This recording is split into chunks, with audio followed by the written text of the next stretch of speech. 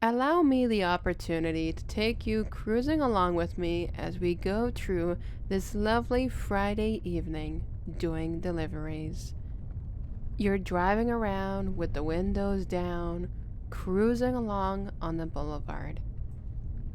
When Uber starts going off because they're sending you this offer for $9 for roughly 4 kilometers, and you haven't gotten anything yet, so you decided to take it.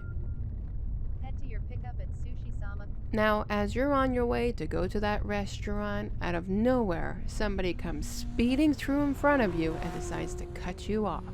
So, of course, in your defense, you honk your horn because you're pissed off. But you let it go, and you put on your indicator because you're turning right into the restaurant, and then you park your car. You proceed to get out of your car, and then you decide to walk into the restaurant.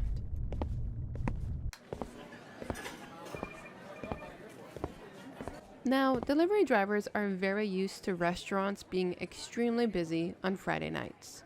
They don't prioritize you, they prioritize the customers, which is understandable. But we are people too.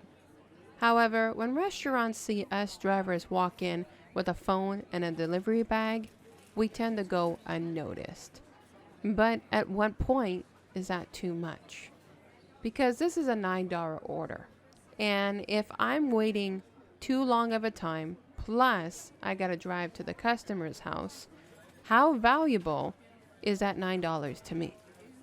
So at some stage, I'm either gonna have to A, stick with the order and ride it out, or B, cancel the order and lose it all. But is it really fair for a delivery driver to be ignored just because they have a delivery bag and a cell phone?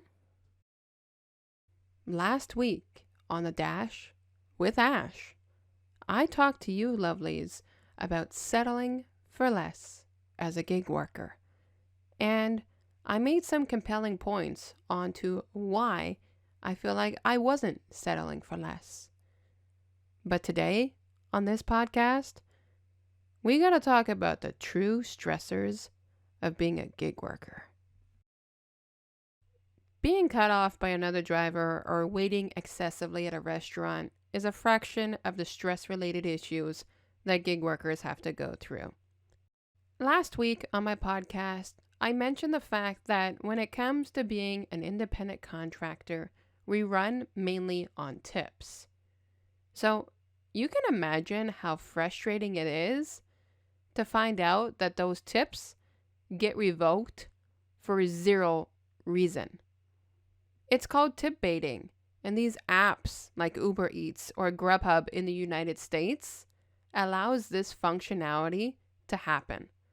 Let me better explain. Tip baiting is essentially when you're using your tip to bait the driver to get a faster and more effective delivery. And it has happened to me on multiple occasions. You put in a dollar sign that you want to tip the driver, let's say $10. And because I am an independent contractor and I have the right to say no to the given contract stated from any of these companies, they show us roughly how much tip we're supposed to get up front after the delivery is completed. So if you're giving me a $10 tip and Uber is paying me $3, I know that I'm going to make roughly $13 for your order. Sadly enough, what ends up happening is the good guys finish last. Because I drop off the order, I put it in a nice hot delivery bag, I got everything on time, I took the picture because you wanted it leave at the door, or I even met you in person and hand delivered it to you. But you went on the app and you took away the tip because you wanted to either save a buck or because you simply never wanted to pay for it. This is truly a stressor for gig workers, and we have no control over making that change. So imagine only getting paid $3 for 30 minutes of your time. For the frustrations of finding parking, for waiting in line for the food to be given to you so you can bring it to the customer, for any scenario that can happen within that 30-minute span. You made a whopping $3 because of somebody simply not wanting to tip you, but they showed it in advance that they would. 2 companies allow tip baiting to happen: Uber Eats and Grubhub, unlike DoorDash and Skip the Dishes that do not allow this functionality to happen on their apps. Now, I can sit here and list one of the stressors being the fact that independent contractors or gig workers have to pay for their own gas tank. But I think if I just say that and you do the math, you automatically know that that's a stressor.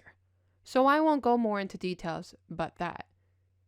However, do you want to know what else is a stressor upon being a gig worker? Did you know that the restaurants and this company hold all the power and us gig workers can't do anything about it? Let me elaborate more on that. Back in the past, if I was doing an order at a restaurant and it was excessively long wait times, what I would always do is contact my customer through either text message or phone call and give them an update. But back in the past, I used to have the access to rating the restaurant. So if it's an excessively long time, I want Uber or DoorDash or whoever to know that this location is taking forever. But Uber, for example, took that right away. I can no longer rate or rank a restaurant. So what I was able to do before was put a thumbs down and put the reason why, like unprofessional staff, excessive wait time, no parking, or even that the fact that the restaurant was not clean. But now these companies don't give a rat's ass what we have to say about the restaurants. Meanwhile, the restaurants can still evaluate us drivers? Now, for a driver, our surveys mean a lot. If we hit a certain percentage out of 100 that is too low for Uber, for example, I can get kicked off the app. And the restaurants can cause that to happen. But the restaurants cannot be responsible for any problem anymore because companies like Uber took the rating system off, which puts all the heat against the drivers. Not only is that not fair, but that's a huge stressor for many of us drivers. You can imagine that sometimes a lot of these drivers are really legitimately great people, but sometimes a restaurant employee is not. And if, honestly, they don't like your face, they can give you a thumbs down. And when they give you a thumbs down on the survey, that can impact a driver's ability to be able to work for these companies. And for some people, they need to have gig work. Either that they're a student that have a schedule that needs to be accommodated to. Maybe they're a parent like myself and this is more flexible. Some of them just absolutely need that extra income because they're doing deliveries part-time to make up for the lack of income that they're already trying to gain from their other job. So if they get kicked off these apps caused by absolutely no reason due to these restaurants, that's not just unbelievably unfair, that's 100% not right. Here's one more stressor as an independent contractor or a gig worker that I have learned to avoid: taking on 3 customers at once. Uber Eats will allow us to do what we call a triple stacked order, which is just that, 3 stacks of customers at once. Sometimes they're all the one restaurant, sometimes they're 2, sometimes there are 3 restaurants and 3 different drop-off locations. And those orders can sometimes take well over 1 hour to complete. So you can imagine if you're the 3rd customer waiting on the list to have your food dropped off, that you're probably pretty pissed off at your driver for not dropping it off sooner. But the problem is, we don't get to choose.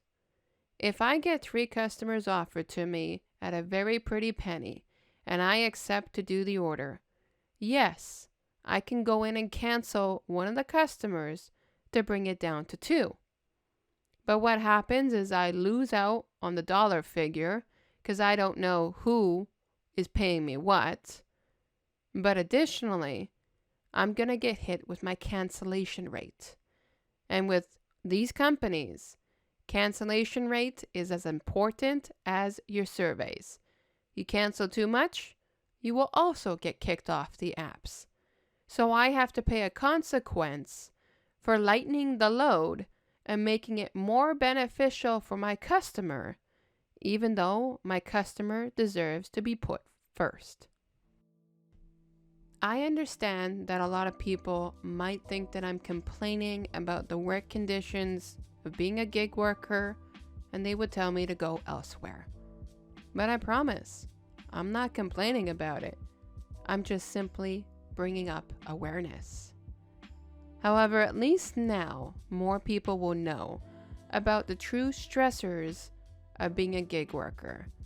And honestly, if you're thinking about being a new delivery driver and these things are a huge factor, then yes, you might want to consider working elsewhere. Next week on The Dash with Ash, I'm going to call this next title Bon Cop, Bad Cop. Stick around next week, lovelies, to find out more.